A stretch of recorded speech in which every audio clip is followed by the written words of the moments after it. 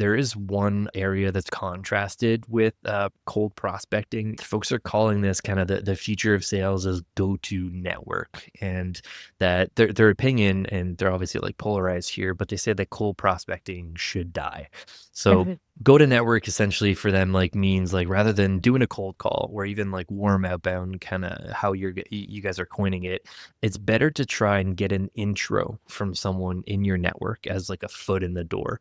And so there's a few companies that do this, like they've automated that like warm intro process. But I find it interesting because it's a bit contrasted what Pocus is built for, like signals to warm up your outbound and personalize your message, as opposed to like finding people that can get you a foot in the door. Let's say that me or that founder, or like a RevOps team, is debating signal powered outbound like Pocus does versus this automated like network intros as their first investment or their next investment. Like, how would you make the case for signals over network? I don't think it's a conversation of signals over network. Like, I don't think it's black and white. I think it depends on what stage of company you are, what type of market you're in, and what kind of your goals are. So, in the early days of Pocus, like the first year, I would say, our pipeline was like entirely network generated. And that's the case for a lot of early stage companies. And so I would say, like, if you're early stage, yeah, activate your network. Like, that is going to be the fastest path to getting sales conversations. But as you mature, I don't think you can overly rely on that for a couple of reasons. One is that kind of like, circle of people that you can reach out to is necessarily limited, right? It is constrained. There's some like very real constraints there, based on, you're looking at who's the first degree connection of your team. So like you're constrained by your team size. Maybe you're constrained by like kind of, if you're thinking about it as like also activating your customers and audience, then you're constrained by the size of your customers and audience. And then you're also constrained by the willingness of people to make intros for you. And kind of, what is the upside for them to do that? And so I think it's an important like piece of the puzzle and has been incredible for us. I would say like still about like 10% of our overall pipeline is coming from network source conversations. But it can't be like the only thing. Like I wouldn't ever make that contrast of like it's an either or. It's probably both.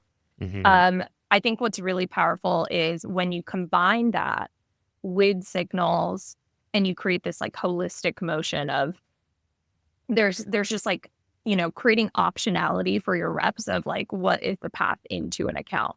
Is it through an intro?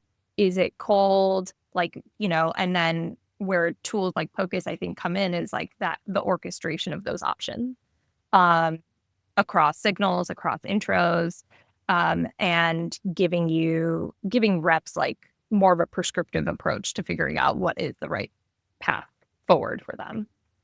Gotcha. Yeah, it makes a lot of sense. The way they explain it is like, first degree is where you start, but there are a lot of second degree connections that have a good relationship with someone that you have a first degree connection with, and they automate that touch point with that person too. And they have like a diagram that shows like, your connections are actually pretty massive. But I love your point about like it's not one or the other. Obviously, like this is a bit tongue in cheek, but if you had to like debate one or the other, I feel like to summarize your answer, like it's not one or the other. There's definitely like a mix of the two, but early on, like Pocus did, like it was a bit more go to network, warm Yeah. introductions, because there is like that credibility element to it, right? Yeah. Like the cold Yeah. outreach piece is like, no idea who you are, dude. Like, how did you get into my inbox?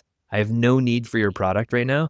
But if I get an email from someone that I've worked with that I trust really a lot, and they're just like, hey, I'm using this tool. They're awesome. You might not need this right now, but like I think it's worth a conversation to check out the product. Like I'm probably gonna do that call because I had that like credible reference from someone that I know.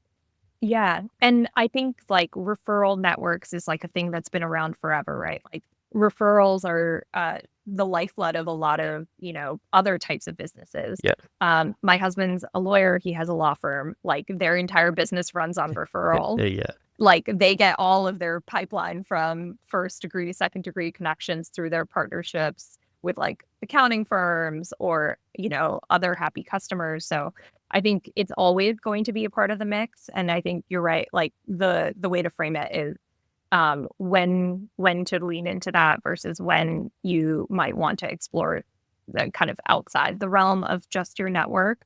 Because even if it's like, I can get that connection to a second degree person and maybe a third. It's like, wouldn't it have just been faster if I maybe like did that outreach? Like what it's hard to quantify actually that value Mhm. of the referral. Like it entirely depends on the strength of that relationship. And I think a way to kind of like get at the same thing is what you're really trying to do is like the credibility is the key. When you're an early startup, you have no credibility. Nobody knows you. You have no authority. Mhm. And so another way to get at credibility and authority, and this is part of our like Pocus's warm prospecting framework. It's the A in warm. It's authority. It's like you need to build authority. So that's about like being an expert on a topic. It's having, personalities in your company creating content around that topic and like talking about it loudly.